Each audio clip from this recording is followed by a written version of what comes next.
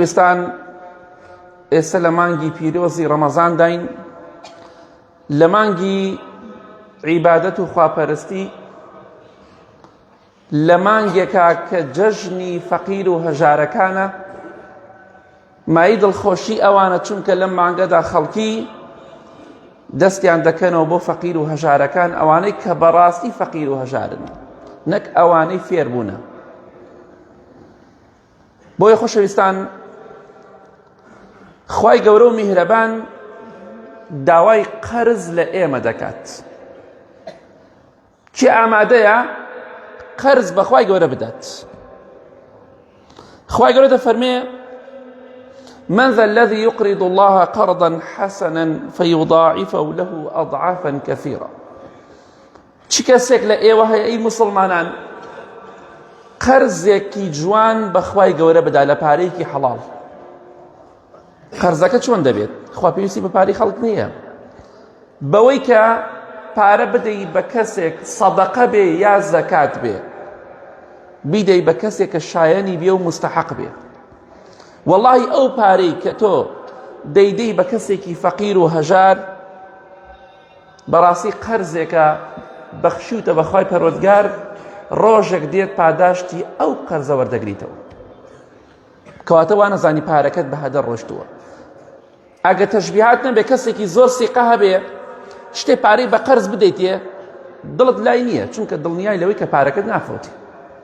ئەگەر ئەو کەسە ئەو زاتە خوای گەورە بێ، بۆی ئەو پارەی کە دەیدەی بە فەقیر و بە هەژار، نەک سوالکەر زەکات و شتیان پێ ناشێ، وان فەقیر نینەوە پیشەیان سوالکردنە، حتا مردن سوال دەکەن کوڕا و کوور دەڕۆن. بۆیە هەر قەرزێکت دا بە خوای گەورە دڵنیا بە خوای گەورە چەند قات پاداشتی تۆ دەداتەوە. لە حەدیثێکی صحیحی سونەنی ترمزی هاتووە، خۆشەویستی خوا فەرمێ صلی الله عليه وسلم: هەر کەسێک شتێک لە پێناو خوادا ببەخشێ، خوای گەورە کوتیبەت له ب700 ضعف، خوای گەورە 700 قات پاداشتی ئەداتەوە. واتە کاتێک کە تۆ بە ئیخلاسەوە لەبەر خاتری خوا 1000 دینار بدەی بە فەقیرێک، خوای گەورە 700,000 بۆ دەنووسێ. وەڵڵاهی ملیۆنێک بدەی بە فەقیر و بە هەژار، خوای گەورە 700 ملیۆن بۆ نووسێ.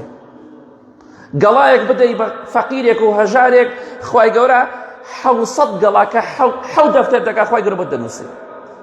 ئەمە قەرزێکە دەیدەی بە خوای گەورە، دڵنیا بە خوای گەورە پاداشتەکەی زۆر بە گەورە دەداتەوە. بەڵێ یەکێک لە پیاوچاکانی تابعین، ئیمامی سەفوانی کوڕی سولەیم ڕەحمەتی خوای لێبێ لە مزگەوتا بوو، پیاوێک لە شامەوە هات، وتی پرسیارێکم هەیە، سەفوانی کوڕی سولەیمم پێشاندن، حەزەکەم بیناسم، چونکە وەڵڵاهی من بینیم چووە ناو بەهەشتەوە. یەکێک لە زانا گەورەکانی تابعین. جا سوبحان الله، ئەم پیاوانە بەڕێز بوو، وەک ئێمە نەبوو، ئیمامێکی زۆر گەورە بوو. کاتێک کە لە مزگەوت دەرەچوو دەسێ کرد بە گریان. ئەیان فەرموو بۆچی ئەگری ئەی سەفوان؟ ئەی ئەترسم ئەمە ئاخر نوێژمە، جارتر نێم بۆ مزگەوت، حەزم لە مزگەوتە، ئەترسم ئەمە ئاخر نوێژمە لە مزگەوتا کردومە، هەموو نوێژێکە لە مزگەوت دەرەچووە گریە. ئەی ئەترسم جارتر نەگەڕێم بۆ مزگەوت، چونکە حەزم بە مزگەوت و عیبادەت. ئەم پیاوە بەڕێزە ڕەحمەتی خوای لێبێ، ئەو پیاوەتی حەزەکەم بیبینم، چونکە من بینیم چووە بەهەشتەوە. پرسیارم کرد بە چی شتێک چوویتە بەهەشتەوە ئەی سەفوان؟ وتی بە جلێکی بەری خۆم پۆشاکێکم لەبەردا بودام بە فەقیر و بە هەژارێک. کاتێک کە پرسیار لە ئیمامی سەفوانی کوڕی سولەیم کرا، بەسەرهاتی ئەو جلەمان بۆ باسکە، ئەو پۆشاکی کە بەخشیت بە فەقیر و هەژارێک، فەرمووی شەوێکی زۆر سارد بوو، لە مزگەوت دەرچووم، تەماشام کرد پیاوێک جلوبەرگی لەبەرانیە، بەو سەرمایە جلەکەی خۆم داکەن دام بەو پیاوە، وەڵڵای بەسەوەش کرد. بەهۆی ئەوەی جلێکی پۆشاکێکی بەخشیە کەسێکی فەقیر و هەژار، خوای گەورە بەهەشتی بەنسیب کرد، بەهەشتی کڕی بە پۆشاکێک کردیە بەری فەقیر و هەژارێک، پۆشاکەکەی بەری خۆی. بۆی ئەوەی کە دەیدەی بە فەقیر و بە هەژار، قەرزێکە داوت و بە خوای گەورە، دڵنیا بە ڕۆژێک دێ پاداشتەکەی وەردەگریت. والله ئەوەی کە تۆ دەیبەخشی ئەو پارە پوولەی کە دەیبەخشی بە فەقیر و بەهژار بە سەدەقە و زەکات، والله ئەو پارەی تۆ نافۆتێت، بەڵکو تۆ دەینێری بۆ شوێنێکی تر لە دنیا، دەینێری بۆ قیامەتی خۆت، نافۆتێ پارەکەت. دینار بە دینار کە لەبەر خاتری خوابەخشیوتە، یا دینار بە دینار کە تۆ حتا لە قورئانە زەکات بە سەدەقە ناوبراوە، ئەو سەدەقە ئەو زەکاتی کە دەری ئەکەی ئەیدەی بە خەڵکی فەقیر و هەژار، ئەوانەی کە نەفسیان بەرزە، ئەوانەی کە بەڕاستی فەقیرن. هەر کەسێک لە ئێمە کۆمەڵە فەقیرێک دەناسن، کۆمەڵە فەقیرێک دەناسین، بەڵام یەک خاڵێکەی پێویستە ئاگاداری بن. ئەو کەسانی کە بە دوای ماڵی فەقیر ئاگەڕێن، چۆن داوای ژنەکەی بڕۆ ئاوا پرسیار بکە بزانە ئەم ماڵە شایستەی ئەوەیە، چونکە ئاگادار نەبی چاک داختەکەن. خەڵکانێکەیە فەقیر نین، بەس هەر داوای پارە دەکەن. بۆیە بگەڕێن، منیش و ئێوەش کۆمەڵە ماڵێکی فەقیر دەناسین، شایانی ئەوەن، حیشە شایانی ئەوە نییە 1000 زەکاتی بدەیتە، چونکە پێی ناشی. لە حەدیثێکی صحیح داتووە خۆشەویستی خوا صلی الله عليه وسلم دەفەرمێ سەدەقە و خێر، حتا زەکاتەکەیش بە هەمان شێوە، گەرمایی ناڕەحەتی ناو قەبر و قیامەتت ناهێڵێ. إن الصدقة لتطفئ عن أهلها حر القبور.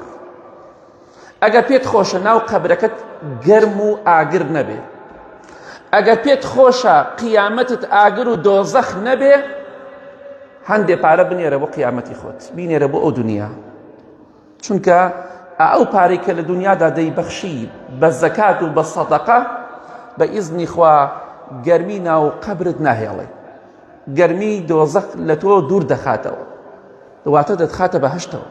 هۆکارێکە بۆ چوونە بەهەشتی تۆ، کەواتە بەکەمی مەزانە، یارمەتی خەڵکی فەقیر و هەژار بدە، دوای ڕەمەزانیش بەپێی توانای خۆت ئەوەی توانات هەیە قسووریتیان مەکە. گەنجێک دەڵێ باوکم وەفاتی کرد ڕەحمەتی خوای لێبێ،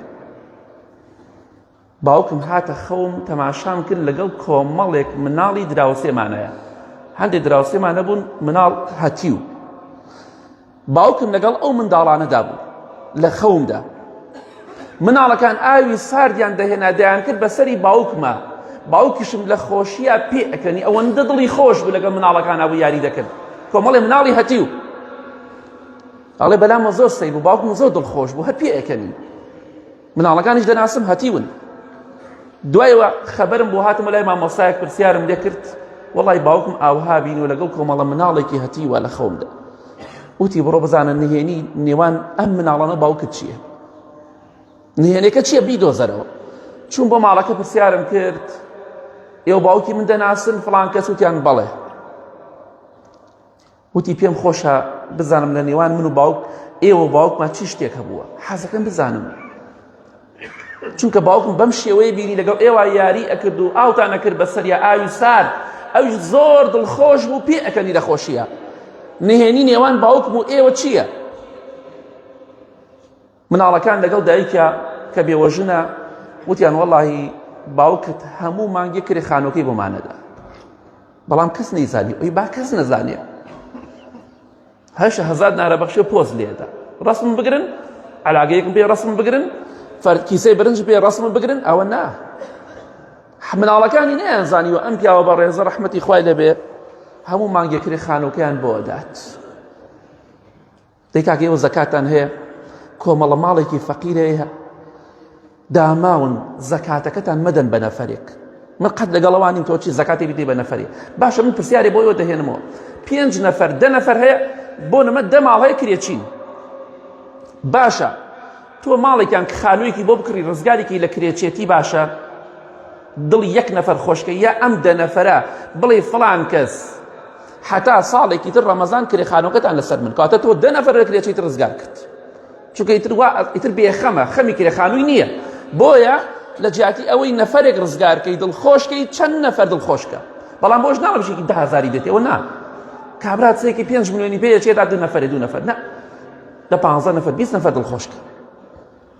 با چەند ماڵێک نوقسانێکیان بۆ دەبر بێ، 1 نەفەر دڵخۆش مەکە ئەوکی ئەوە کشی چاوی ئاوە سەیری تۆ بکە و سەیری خەڵکی بکات. بۆیە ئەوەی کە دەینێری بۆ قیامەتی خۆت إن شاء الله ناخۆشی و ناڕەحەتی ناو قەبر نایەڵێ. واللهی خزمەتکردنی فەقیری ڕاستەقینە بە سەدەقە و بە زەکات واللهی عیبەی تیان نییە، واللهی شانازی و فەخرە، واللهی بە پێی حەدیث پێغەمبەری خوا صلی الله عليه وسلم ئەو خزمەتەی کە بە فەقیر و هەژاری دەکەی، کیسەیەکت پێیە، گونەیەکت پێیە، عەلاگەیەکت پێیە، دەیبە بۆ ماڵی فەقیر و هەژار، واللهی خوای گەورە بە جیهاد و بە شەو نوێژ و بە ڕۆژوو بۆ تۆی دەنووسێ. بۆیە بەکەمی مەزانە پێت عیب نەبێ شتێکت پێبێ بۆ ماڵی فەقیر و هەژارێکی بەرێ کە ماڵی فەقیر و هەژار بێت. ئەوە جیهادێکی زۆر گەورەیە. پێغەمبەری خوا صلی الله عليه وسلم لە حەدیثێکی صحیح بوخاریە دەفەرمێ الساعی على الأرملة والمسكين، ئەو کەسەی خزمەتی ئافرەتی بێوەژن دەکا ئەو بێوەژنانەی کە فەقیرن، لەگەڵ ئەو کەسەی کە ئەڕوات خزمەتی خەڵکی فەقیر و هەژارەکەت. ئەفەرمێ پاداشتەکەی چییە؟ کەالموجاهدی فی سەبیل الله، وەکو کەسێک وایە لە پێناو خوادا جیهاد کە لە پێناو خوادا. واللهی ئەو ڕۆشتنی تۆ بۆ لای فەقیر و هەژار خوا بە جیهاد و تێکۆشان لە پێناو خۆیدا بۆ دەنووسێ. ودەفەرمێ وەکەالقائم لا یەفطر وەکەالصائم لا یفطر، ئەو ڕۆشتنەی تۆ ئەو خزمەتەی کە فەقیر و هەژار و هاتی و بێوەژنی پێ دەکەی، خوای گەورە و میهرەبان بە شەو نوێژ بۆ دەنووسێ. بەڵام چه شەو نوێژێک؟ پیاوێک هەر شەو نوێژ کا و هیلاک نەبێ، چی پاداشتێکی هەیە؟ تۆ ئەو پاداشتە دەسەکەوێت. وەکو کەسێک وایە بەردەوام بە ڕۆژوو دەبێت، نەک هەر ڕەمەزان، غەیری ڕەمەزانش هەر ڕۆژوو دەگرێت، هەر ڕۆژوو دەگرێت. کەواتە واللهی کاتێک کە تۆ دەچتە ماڵی فەقیر و هەژارێک لە دوای ڕەمەزانیش، یاخود پارە ئەدەی بە کەسێکی سیقە بیدا بە کۆمەڵە ماڵێکی فەقیر و هەژار، واللهی ئەو بەخشینەی تۆ جیهادە، شەو نوێژە ڕۆژووگرتنە. نان دەخۆی نیوەڕە خوای گەورە ڕۆژەکەت بە ڕۆژوو بۆ دەنووسێت، شەو خەوتیتە خوای گەورە بە شەو نوێژ بۆ دەنووسێت.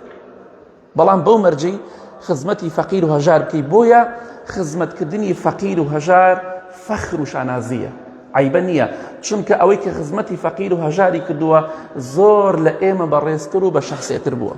ئەزانی کێ بوو؟ خەڵکێکی زۆر. یەکێک لەوانە ئیمامی ئەوبەکر و ئیمامی عومەر بوو ڕەزای خوایان لێبێت. ئێمە چین هەتا لە خۆمان بای بین لە بەرامبەری ئەو پیاوە بەڕێزانەدا. ئیمامی ئەوبەکر ڕەزای خوای لێبێت کە لە نوێژی بانی دەرئەچوو ئەڕۆژ بۆ شوێنێک، ئەڕۆژ بۆ شوێنێک، بەڵێ بەردەوام ئەوە ئیشی بوو، دەڕۆشتە شوێنێک و دوایی دەهاتەوە دەچووە ماڵێکەوە. ئیمامی عومەر ڕەزای خوای لێبێت فەرمی حەزەکەم بزانم ئیمامی ئەوبەکر لەو ماڵە چی دەکات. ئەڵێ ڕۆشتمە ماڵەکەوە تەماشا دەکەم پیرێژنێکی لە ماڵەوەیە، پیرێژنێک لە ماڵێکدایە لە خانوویەکدایە بەتەنیا، پیرێژنێکی نابینا، چاوی نابینا. ئەمە یەک. دووەم لەسەر جێگا کەوتۆ توانای هەڵسانی نییە، بێ خزمەت کرێ بێ کەسیش. وتم دایک گیان ئەو پیاوە چیە دێ بۆ لای تۆ؟ بەڵام نەیوت ئەمە خەلیفە ئیماندارە ئەوبەکر ڕەزای خوای لێبێ. وتی وەڵی دێ بۆ لام خزمەت مەکە، خواردن مەداتێ، شتم بۆ ئەکات، ناو ماڵم بۆ گسکەدا، هەموو شتەکانم بۆ تەرتیبەکە و ئەمجا لی دەدا دەڕوات. بەڵێ ئیمامی عومەر ڕەزای خوای لێبێ دەستکا بە گریان. ئیمام ئەوبەکر ئاوا دەکات بۆ تۆ پێت عیبە خزمەتی فەقیر و هەژارکی؟ پێت عیب نەبێ بەس فەقیر و هەژاری ڕاستەقی نەبێ. کاتی ئیمام ئەوبەکر ڕەزای خوای لێبێ وەفاتی کرد، ئەم ئافرەتەش نازانێ ئەم پیاوە خەلیفەی ئیماندارانە خزمەتێکە. ئیمامی عومەر ڕەزای خوای لێبێ وتی وەڵڵاهی ئەوەی ئەبوبەکر گردی بنیشەیکەم. ڕۆژت بۆ لای ئافرەتەکە، پیرێژنەکە کە نابینایە و چاوی نابینە و پەککەوتەیە. بەڵێ خواردنی داپی، چاوی نابینێ. وتی هاوڕێکەت کووە؟ مەبەستی ئیمامی ئەوبەکر بوو ڕەزای خوای لێبێ. وتی بۆچی پرسیاری دەکەی؟ وتی وا هەستەکەم مردووە، تۆ ئەو نیت. وتی چۆن نەزانی من ئەو نیم؟ وتی ئەو کاتێک کە خورمای ئەدا پێم ناوکەکەی بۆ دەرەکردم، بەڵام تۆ بە ناوکەکە دەم دەیتێ. بۆیە وەڵای ئەو پیاوە لە ناو چووە، ئەو پیاوە نەماوە، چونکە ئەو خورماکە ناوکەکەشی بۆ دەرەکردم. بۆیە ئەزانم تۆ ئەو کەسە نیت. بۆیە خزمەتی فەقیر و هەژار فەخر و شانازیە، عیبە نییە. بەڵام کەسێ فەقیر و هەژاری ڕاستەقی نەبێ.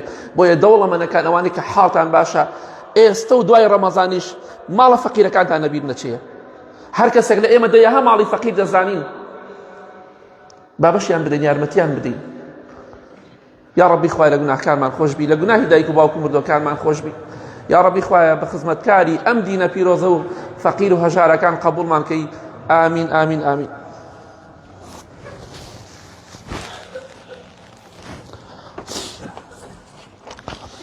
الحمد لله والصلاة والسلام على رسول الله وعلى آله وصحبه ومن والاه خۆشەویستان خێر و سەدەقە بکەن مانگی ڕەمەزان و دوای مانگی ڕەمەزانیش زەکات بدەن بە فەقیر و بە هەژارەکان ئەوەی کە هەتانە ئەگەر کەمێکیش بێ بە کەمی مەزانە خۆشەویستی خوا صلی الله عليه وسلم لە حەدیثێکی صحیحی بخاری مسلمدا دەفەرمێ هەر کەسێک لەتێ خورما ببەخشێ یەک لەتر خورمایە تەواویش نیو خورما ببەخشێ لە کەسابەتێکی حەڵاڵ پاک خوای گەورە ئەوەی پاک نەبێ قبوڵی ناکات یەک لەتە خورما ببەخشە لە پێناو خوادا لە کەسابەتێکی حەڵاڵ خوای گەورە بەدەستی ڕاستی خۆی لێت وەرەگرێت پێغەمبەری خوا فەرموویە صلی الله عليه وسلم خوای گەورە پاشان ئەو لەتە خورمایە بۆ تۆ گەورە ئەکا هەتا بەقەدی یەک شاخێکی گەورەی لێت یعنی وەڵڵاهی کەسی وایە لەتە خورمایەکە بەخشێ خوای گەورە ئەو لەتە خورمایە وەکو کێوی ئوحود بۆ لێەکە ئەوەنە گەورەی دەکاتەوە جاوە چەند ملیار و تریلیۆن خورمای تیا دەرەچێت بەگە خوا بزانە چەندێ دەرەچێت هەر باس ناکرێت هەر ناژمێررێ بەس خوای گەورە خۆی دەزانێت چۆن پاداشت دەداتەوە بۆیە بە کەمی مەزانە ئەگەر لەتە خورمایەکیش و پێغەمبەری خوا فەرموویە صلی الله عليه وسلم خۆتان لە ئاگر بپارێزن ئەگەر بە لەتە خورمایەکیش بوو بە کەمی مەزانە کەواتە خێر و سەدەقە هەر چەندێک کەم بێ هەر بە کەمی مەزانە لای خوای گەورە گەورەیە بەڵام بەو مەرجەی نیەتت پاک بێ و پۆزی پێوە لێ نەدەی فەقیر و هەژارەکە دەڕۆیتە بەر دەرگاکەی بی دەری و پێویست ناکە ڕەسمی بگری ڕەسمی ناوێت بۆچی یەگری ئەمڕۆوە ماڵماندا مەیک شتی وا مەکە بۆ خوا بیکە و با بڕات بینێرە بۆ ژیانەکەی ترت هیچ قیمەتێکی نییە من بزانم تۆ خەریکی خێر و سەدەقەی تەنها ئەو کەسە فەقیرە با بزانێ ئەگەر کەسێکی لە کۆڵانەکە بینی و دەسەڵات نییە چونکە تۆ ناتوێ بەڵام پێویست ناکە لە فەیسبوک و لە تۆڕە کۆمەڵایەتەکان بڵاوی بکەیت قەی ناپێ وەڵا کاکە با خەڵک تەشجیعکرد نا ئەو تەشجیع مەکە تۆ شتێک کەم کە دەتە خورمای ببەخشە بۆ خوا و بینێرە خوای گەورە بۆ تەکاتە کێوی ئوحود بەرەو ژووریش گوێ مەدە بۆی خەڵکی ئەزانێ نازانێ پێویست ناکە لە حەدیثێکی صحیح جامع صغیر هاتووە خۆشەویستی خوا فەرموویە صلی الله عليه وسلم یەک دەرهەم پێشی 100,000 دەرهەم کەوت چۆن پێغەمبەری خوا فەرمووی صلی الله عليه وسلم پیاوێک 2 دەرهەمی هەیە چۆن دەڵێ 2 دیناری هەیە ئەڕوا دانەیەکیان نەبەخشێ و دانەیەکیان بە خۆی گلەداتەوە پیاوێکیش ماڵێکی زۆری هەیە سەرۆت و سامانێکی زۆری هەیە ئەڕوا لە ماڵەکەی 100,000 دەرهەمە بەخشی ئەم یەک دەرهەمە ئەو 100,000 بەڵام ئەم دەرهەمە چونکە ئەو کەسە نیوەی ماڵەکەی بەخشیوە دوایەوە نیەتی پاکە بۆ خواوە ئەو کەسەش کە وەریگرتۆ زەڕور بووە تەماشا دەکەی پێشی 100,000 دەرهەمە داتەوە وەڵا جاری وایە 1000 دینارە پێشی 100,000 دینارە داتەوە 100,000 دینار جاری وایە وەڵی گەڵایەک دەبەخشی پێشی 100,000 گەڵا ئەداتەوە گرنگ ئەوەی نیەتی خۆت پاکەرەوە بۆ خوا هەر چیەکت بەخشی بە کەمی مەزانە دەرهەمێکە خوای گەورە ئاوا گەوری دەکاتەوە جاری وای ئینسانی یەک گەڵایەک دەبەخشێ لە پێناو خوادا خوای گەورە خێر و پاداشتی 10 دەفتەر پارەی بۆ نووسێ 10 دەفتەر بۆ یەک گەڵایەک بەڵام دایەتی کەسێکی مستحق و فەقیر و شایەنی بووە تۆ بە گەڵایە خوای گەورە 100 یعنی ئەوەنە 100,000 گەڵات بۆ بنووسێ کە دەکاتە 10 دەفتەر بە کەمی دەزانی بە کەمی مەزانەوەی کە لە پێناو خوا دەیبەخشی ئەگە پێت خۆشە لە ڕۆژی قیامەتە سێبەرێکت هەبێ کاتێک کە پێغەمبەری خوا فەرموویە صلی الله عليه وسلم خۆر دێتە بانسەری خەڵکی عارەق دەکە ئەگەر پێت خۆشە لە ڕۆژی قیامەتە سێبەرێکت هەبێ و عارەق نەکەی ئەوە ببەخشە هەم سەدەقە و هەم زەکات چونکە پێغەمبەری خوا صلی الله عليه وسلم لە حەدیثێکی صحیح جامع صغیرە دەفەرمێ كل امرئ في ظل صدقته حتى يقضى بين الناس هەموو مرۆڤێک لە ژێر سێبەری خێر و سەدەقەکەیدایە حتا حکمی نێوان خەڵکی دەکرێت واتە لە ساحەی مەحشەرا تۆ کێشت نییە تۆ لە سێبەری خێر و سەدەقەکەی خۆی داد خۆتای ئەو سەدەقەی کە لە دنیادا کرد ئەو خێر و زەکاتی کە لە دنیادا بەخشیت بە ئیزنی خوا دەبێتە سێبەرێک بۆت لە ناخۆشی و ناڕەحەتی قیامەت ڕزگارتەکە بۆیە دڵخۆش بەوەی کە فەقیر و هەژار خزمەتەکەی دڵخۆش بە چونکە دەبێتە سێبەرێک بۆ قیامەتت بۆ یەکێک لەو کەسانی کە حەدیسەکە ڕیوایەتەکە ناوی ئەبولخەیرە زانایەکە ڕەحمەتی خوای لەبێ ئەفەرمێ دوای بیستنی ئەم حەدیسە کە خۆی ڕیوایەتی کردو و دەیگێڕێتەوە هیچ ڕۆژێک نەبوو ئیلا خێر و سەدەقەیەکی دەکرد ئەگەر نانێک وایە دەیبەخشی ئەگەر یەک سەلک پیاز وایە دەیبەخشی پیاز بە کەمی نەزانی ئەمڕۆ پیازێکم بەخشی بە کابرایکی فەقیر ئەمڕۆ نانێکم بەخشی بە کەمی مەزانە لەوانەی خوای گەورە یەک نانێکت بۆ بکاتە 1000 نان و 100,000 نان بە کەمی مەزانە 1000 خوای گەورە دەیبەخشی لە پێناو خۆیدا بە ئیزنی خوا بۆ دەکاتە 700,000 بەلای نیکەمەوە کەواتە بە کەمی مەزانە بەشی فەقیر و هەژارێک بدەیت دینارێک 1000 دینار دەخەیتە دەستی فەقیرێکەوە بە کەمی مەزانە 1000 دینار دەخەیتە سنووقێکی مزگەوتەوە بە کەمی مەزانە ئەو 1000 نانە خوای گەورە بە 100,000 بۆ تەنووسێ بە ئیزنی خوا بە 700,000 بۆ تەنووس دەوڵەمەنە خوای گەورە سەخیە لە کۆتاییدا دەڵێم ئەی ئەو کەسانی کە نەخۆشن یاخود نەخۆشیتان هەیە نەخۆشتان هەیە لە ماڵەوە ببەخشن خێر و سەدەقە بکەن چونکە پێغەمبەری خوا صلى الله عليه وسلم ئامۆژگاریەکمان دەکات ئەفەرمێ لە حەدیثێکی صحیح تەرغیبە دەفەرمێ داوە و مەرضاکم بالصەدەقە عیلاج و چارەسەری نەخۆشەکانتان بکەن بە خێر و سەدەقە عیلاجی بکەن یەکێک لە داعیەکان و بانگخوازەکانی ئەم سەردەما محەممەد حەسان ناویمان بیستووە دەڵێ وەڵڵاهی پیاوێک هات بۆ لام مامۆستای زانکۆیە وەڵڵاهی بۆ خۆمی گێڕایەوە وتی مامۆستا نەخۆشیەکی دڵم توش بوو هەندێک لە دەمارەکانم گیرا وتیان بەخوا بێت نەشتەرگەری دڵت بۆ بکرێ فەتحی سەدر ئەڵێ منیش پارەم زۆر بۆ چوون بۆ لەندەن بۆ بەریتانیا لەوێ دکتۆرەکان فەحسێ زۆریان بۆم کردوتیان هیچ حەلێکت نییە ئەبێ بە زووترین کات نەشتەرگەری دڵت بۆ بکرێ نەشتەرگەری دڵ ئەڵێ وتم کاکە گیان کۆمەڵێ ئیش و کارم هەیە وەسیەتم هەیە ئەگەڕێمەوە بۆ وڵاتی خۆمان بۆ میسر لە شاری مەنسوورە 3 ڕۆژتر دێمەوە ئاسایی وتیان بەڵێ ئەو دەرمانانە وەرگرە و بڕۆ وەرە بە زۆرەوە ئەبێ نەشتەرگەریت بۆ بکرێ ئەڵێ هاتمەوە بۆ ماڵ لەگە برادێکمان وەساو نە بازاڕە بەرامبەری دوکانێکی قەساب گۆشت فرۆشێ تاماشام کرد قەسابەکە گۆشت وردەکە کە گۆشتەکە وردەکە لە باندارەکە هەندێک پارچەی لێ ئەبێتەوە پارچەکە ئێسقانە گۆشتە بەزە چیەکەوێتە خوارەوە چەوری ئەڵێ پیرێژنێکی وەستا بوو لای قەسابەکە ئەوەی کە دەکەوتە خوارەوە هەڵێک گەتۆی کرد ناو نایلۆنێکەوە ئەوەی کە فڕێدا جارە پارچەی بچووک بچووک ئا کاتێک گۆشت وردەکەی پارچەی لێ بێتەوە ئەڵێ ئەم پارچانەی ئەخستە ناو کیسێکەوە ئەڵێ مڕی ڕۆشتم بۆ لای وتم دایە گیانەوە چیەکەی تۆ وتی وەڵڵاهی 6 کچی هەتیوم هەیە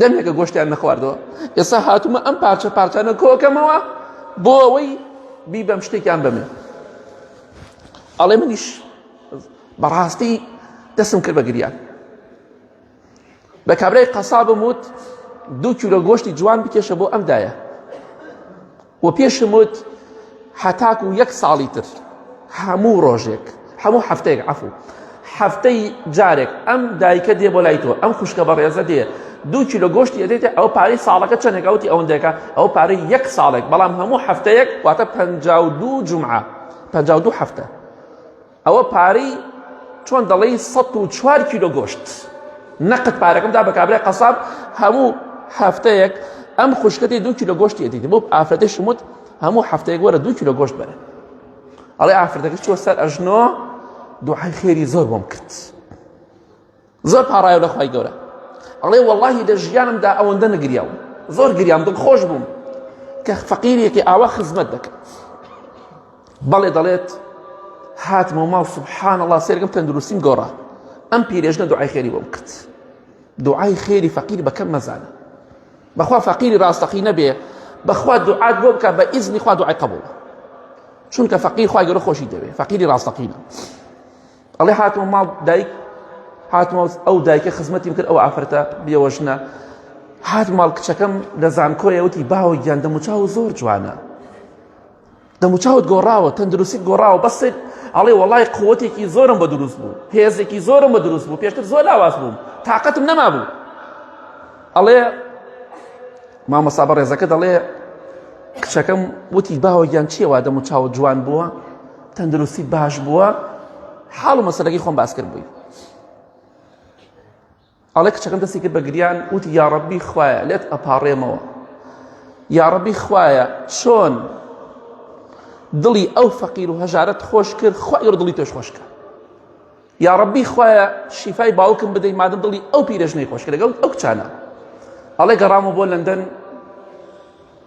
فەحسیان بۆم کردەوە دکتۆرەکان سەیری یەکتریان کراوە ئەوە سەیری یەکتریانە کرد بوتم چییە وتیان تۆ چیت کردووە والله یەک عیبت نەماوە پێویستە بە عەمەلیاتیش نییە عەمەلیاتت ناوێت نەشتەرگەری دڵت بناوێ دەمارەکانت هەمووی کراوەتە تۆ چیت کردووە ئەڵێ وتم والله تاجرت مع الله فشفاني الله والله بازرگانیم لەگەڵ خوادا کرد خوا شیفای منیدا والله خێر و سەدەقە بەپێی قورئان بازرگانیە لەگەڵ خوادا کێ پێی خۆشە ئەو بازرگانیە لەگەڵ خوادا بکە با یارمەتی خەڵکی فەقیر و هەژار بدە بۆیە ئەن نەخۆشتان هەیە خۆتان نەخۆشن خەڵک نەخۆشە خانەوادەکەت نەخۆشە خێر و سەدەقە بکەن دوای مانگی ڕەمەزانیش ئەگەر بە پارەیەکی کەمیش بێ فەقیر و هەژارەکەتان لەبیر بێ ئەگەر 2 کیلۆ فاسۆلیات بۆی کڕیوە ئەگەر کیسێ برنجە ئاگات لێیان بێت لەبیریان مەکەن ئامانەتی ئێوە فەقیرە ڕاستگۆکان فەقیرە ڕاستەقینەکان نەک ئەوانەی کە پیشیان بۆتە سوالکردن و پارەپەیا کرد اللهم اغفر للمؤمنين والمؤمنات والمسلمين والمسلمات الأحياء منهم والأموات من أهل السنة والجمعة والجماعات يا ربي خواه الشفاء نخوشكان من بدي بتعيبتي أواني دعوي دعاي خيريان كدو يا ربي خواه هيمني وآرامي ولات من بباريزي خواه يان حالي فقير كان من باشكي أواني قرزاريان بودا بركي أواني نخوش من نخوش خانو لما كان خواه الشفاء بدي أواني خنبار وبطاقة كيشان خواه بيان آساني ورحمة عليك كذا الخوش يعني كي آمين آمين آمين وصلى الله على محمد وآله وصحبه أجمعين.